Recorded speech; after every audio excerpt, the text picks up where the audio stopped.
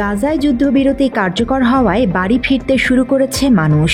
দীর্ঘদিন পর নিজ এলাকায় ফিরতে পারলেও তাদের মধ্যে রয়েছে চরম হতাশা। কারণ ইসরায়েলের বর্বরতায় মাটির সাথে মিশে গেছে গোটা এলাকা। মাথা গোঁজার শেষ সম্বলটুকু হারিয়েছেন সবাই। শুক্রবার সকালে ইসরায়েল ও হামাসের মধ্যে হওয়া যুদ্ধবিরতি চুক্তি কার্যকর হয়েছে। ফলে সেখানকার বিভিন্ন এলাকা থেকে আংশিকভাবে সেনা প্রত্যাহার করেছে ইসরায়েল।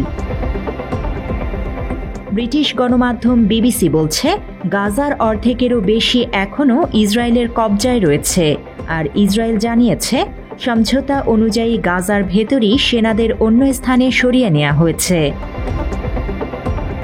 এই পরিস্থিতিতে কিছু ভিডিও ফুটেজে হাজারো ফিলিস্তিনিকে উত্তর গাজার পথে ছুটতে দেখা গেছে। সম্প্রতি এসব এলাকায় গণহত্যা চালিয়েছে ইসরায়েলি সেনারা।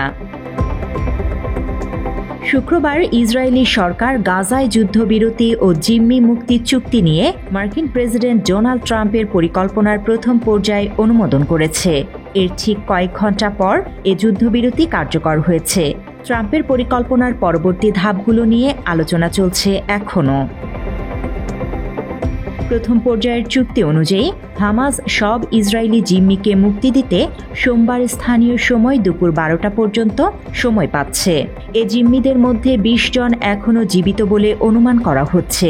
বাকি 28 জিম্মির মৃতদেহ ফেরত দিতে রাজি হয়েছে তারা। মাত্র 30% টাকায় জমির মালিক হয়ে নতুন বাংলাদেশের গড়ে তোলার স্বপ্ন দেখা বাংলা বসতি। এদিকে ইসরায়েলও তাদের কারাগারে যাবজ্জীবন সাজা ভোগ করতে থাকা প্রায় 250 ফিলিস্তিনিকে মুক্তি দেবে।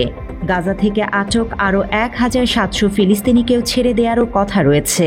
সব মিলিয়ে 72 ঘণ্টা কার্যকর থাকবে এই যুদ্ধবিরতি। এছাড়া ত্রাণবাহী লরিগুলো গাজায় বাধাহীনভাবে ঢুকতে দেওয়ার কথাও চুক্তিতে বলা হয়েছে। এতে করে প্রতিদিন প্রায় 600টি ত্রাণবাহী লরি প্রবেশের কথা থাকলেও সে বিষয়ে বিস্তারিত তথ্য জানা যায়নি। যুদ্ধবিরতি কার্যকর হওয়ার পর অতিরিক্ত ত্রাণ ফিলিস্তিনিদের কাছে পৌঁছেছে কিনা তাও নিশ্চিত হতে পারেনি কর্তৃপক্ষ।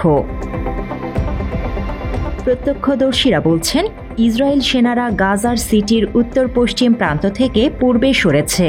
দক্ষিণে খান ইউনিস থেকেও কিছু সেনা প্রত্যাহারের খবর মিলেছে। ইসরায়েলি প্রতিরক্ষা বাহিনী আইডিএফ বলেছে, প্রাথমিক হুমকি মোকাবেলায় দক্ষিণাঞ্চলে প্রস্তুত রয়েছে সেনারা। যুক্তরাষ্ট্রের মধ্যপ্রাচ্য বিষয়ক বিশেষ দূত স্টিভ উইটকফ বলছেন, আইডিএফ কথা রেখেছে। তারা প্রতিশ্রুতি অনুযায়ী হলুদ দাগ বরাবর সেনা সরিয়ে নিয়েছে। গাজার 53% নিয়ন্ত্রণ ইসরায়েলি বাহিনীর হাতেই থাকে। এদিকে ইসরায়েলি প্রধানমন্ত্রী বেনিয়ামিন নেতানিয়াহু টেলিভিশনে দেয়া ভাষণে বলেছেন, জিম্মিদের ফিরিয়ে আনার প্রতিশ্রুতি তিনি বাস্তবায়ন করছেন। ইসরায়েলি সেনারা এখনও সব দিক থেকেই হামাসকে ঘিরে রেখেছে। তিনি আরও বলেন, ট্রাম্পের পরিকল্পনার পরবর্তী ধাপই হচ্ছে হামাসকে নিরস্ত্র করা এবং গাজাকে অসামরিক অঞ্চলে পরিণত করা।